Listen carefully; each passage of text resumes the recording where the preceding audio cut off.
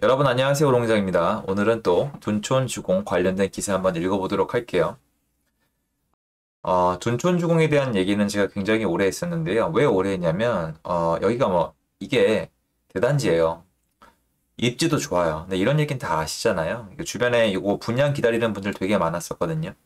그런데 제가 얘기를 꺼낸 이유는 이 단지가 입주할 때 실제로 다 지어져서 준공 때리고 입주하는 시기가 되게 중요했어요. 왜 그러냐면 2023년도 하반기 입주를 할 때 강남 쪽에 이제 서초 쪽에 원베일리도 있고 그때 입주가 되게 중요했어요. 특히나 또 인천에도 입주가 있거든요. 그때 인천은 계속 입주가 있는데 저는 수요 공급을 중요시하기 때문에 어떤 공급이 실제로 이루어질 때가 안 중요할 수가 없잖아요. 게다가 여태까지 역사를 봤을 때 주요 입지에 대단지에 입주가 있으면은 시장은 어떻게든 반응을 해요.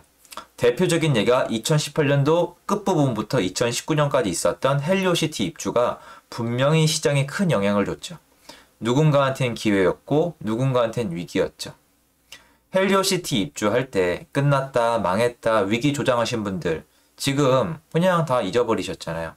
이게 냉정한 현실이기 때문에 시청자 여러분들도 자기 상황에 대한 자기 판단은 직접 해야 된다는 거 절대 잊지 않으셨으면 좋겠습니다. 그리고 다시 한번 헬리오시티만큼 큰, 어쩌면 더 큰 입주가 기다리고 있습니다. 2023년도 하반기에 있었는데 유감스럽게도 입주가 밀리고 있습니다.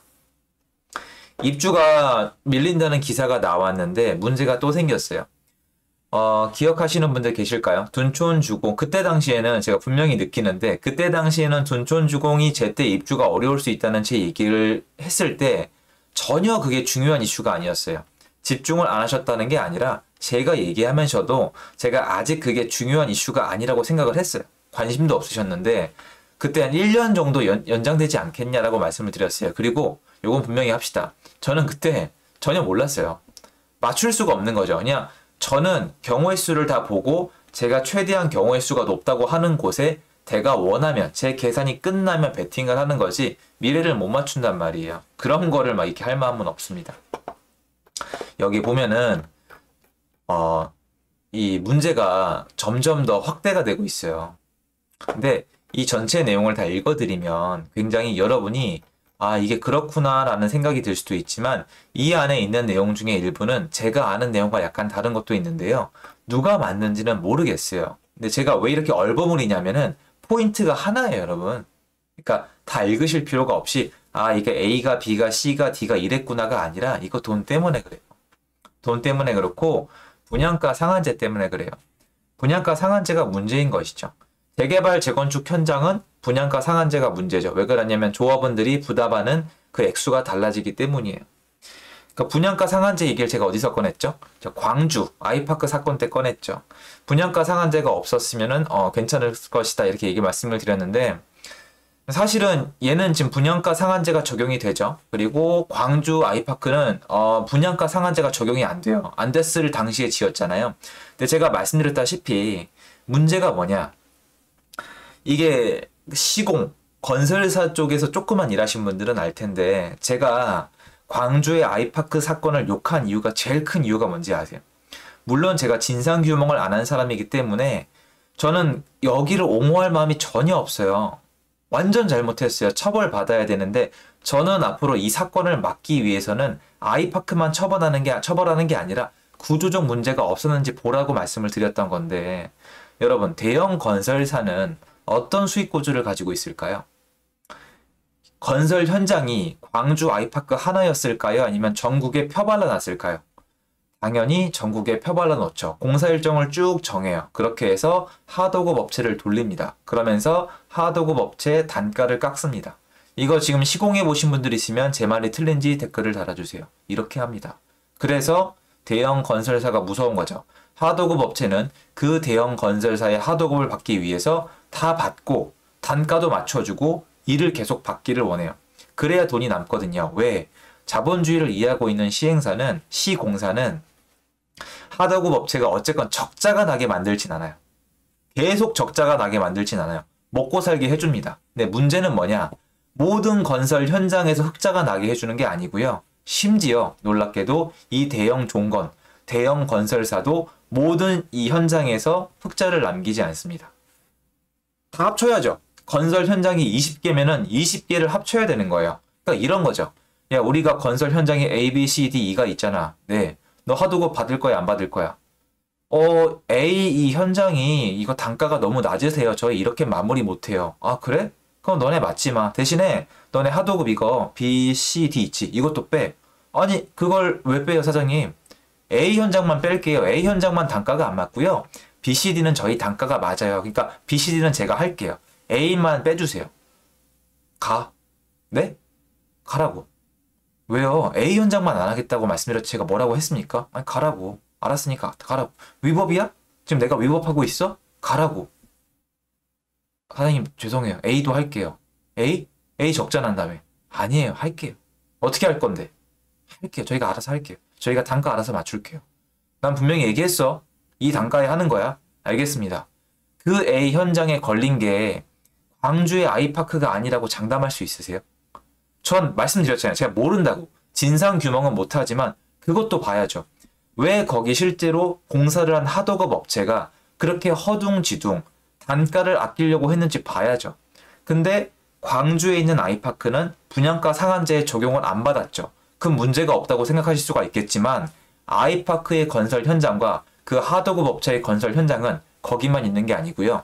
전국을 펴놓고 봤을 때 무언가 건설사가 수익 구조를 바꿔야만 하는 또는 뭔가 수익 구조를 자유롭게 펼칠 수 없는 구조가 있다면 건설 현장 중에서 제일 만만한 데를 건들 가능성이 높다고 저는 생각을 하고 있는 겁니다. 다만 이건 제 생각일 뿐이니까 그냥 재미로 들으셨으면 좋겠어요. 근데 만약에 제 말이 일부분이라도 적용이 돼 있다면 HDC뿐만 아니라 모든 건설사가 이렇게 할 수밖에 없거든요.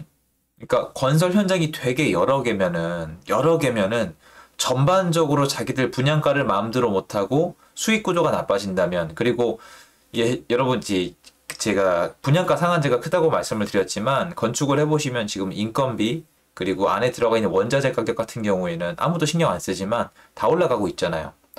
그러면 여러분이 한번 생각을 해보세요. 너무 간단한 산수잖아요.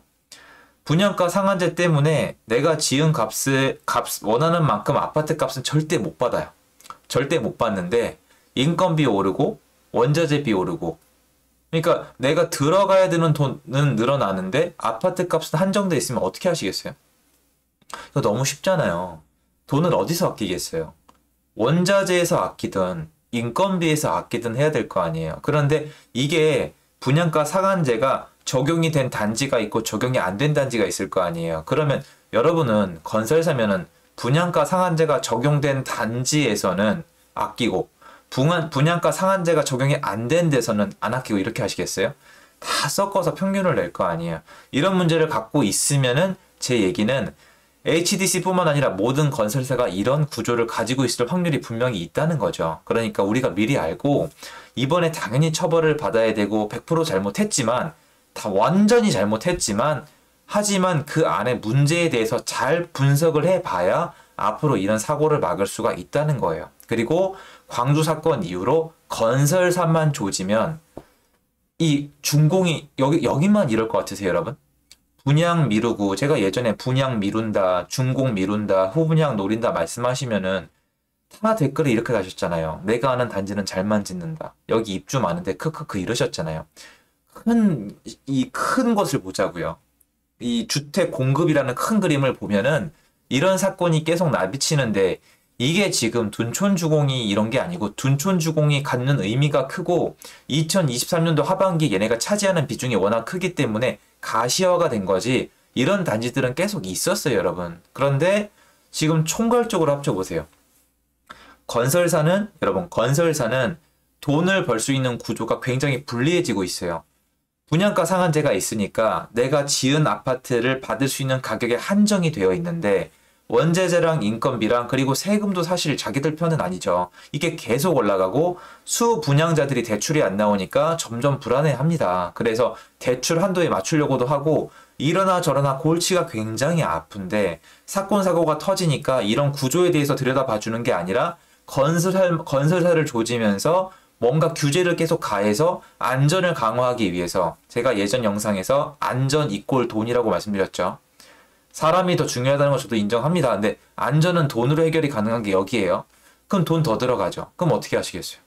원자재 값이랑 인건비 아껴야겠죠. 또는 이것까지도 감시하고 도저히 못 살게 군다. 그러면 집을 당장은 못 짓고 내가 버틸 수 있는 한도 내에서 뒤로 미룰 수밖에 없어요. 그러면 여러분 지금 주택 공급 부족하다면서요. 아니 여러분 언제까지 도대체 주택 공급 계획 발표 대회를 보고 계실 건데요. 아무짝에 쓸모없어요. 여러분들은 여러분 가족이나 여러분 같이 일하시는 분이 뭔가 일을 제대로 안 하고 말로만 하면은 좋으세요? 그거는 뭐라고 하시면서 이거는 왜 이렇게 받아들이세요? 주택 공급 계획 따윈 필요 없다니까요. 지어서 완성을 해야 되는데 이거 보세요. 이거 아주 안 좋은 상황이에요. 그래서 저는 모든 게 역겨워요. 제가 건설을 하고 있어서 더 체감이 되는데 저처럼 요만한 저처럼 이렇게 작은 건축업자는 아니고 시행사가 이렇게 보이면 큰 시행사나 큰 시공사는 얼마나 더 크게 보이겠어요. 그러면 어쨌건 주택 공급은 계속 뒤로 밀린단 말이에요. 이건 안 좋잖아요. 그래서 저는 광주 사태나 이런 사태를 보면서 앞으로 주택 공급을 원활하게 하기 위해서 어떤 문제가 해결이 돼야 될까라는 생각을 좀 해봐야 될 것 같은데 제 결론은 이거예요, 여러분. 어쩔 수가 없는데 건설사가 돈을 벌게 해주자. 얘네가 비싸게 팔아먹으려고 하면은 시장 가격이 시장에서 못 받아들이면 미분양 난다. 그럼 망할 거 아니에요. 근데 어쨌건 여러분 미분양이 나서 망하면 다 짓고 망할 거 아니에요. 그죠? 다 짓고 망할 거잖아요. 근데 이러면 다 안 짓잖아요. 어느 게 더 낫겠어요. 그러니까 그런 구조에 대해서 우리가 좀 관심을 가져보자는 취지에서 영상을 찍은 겁니다. 영상 여기까지고요. 도움되었으면 좋겠습니다. 감사합니다.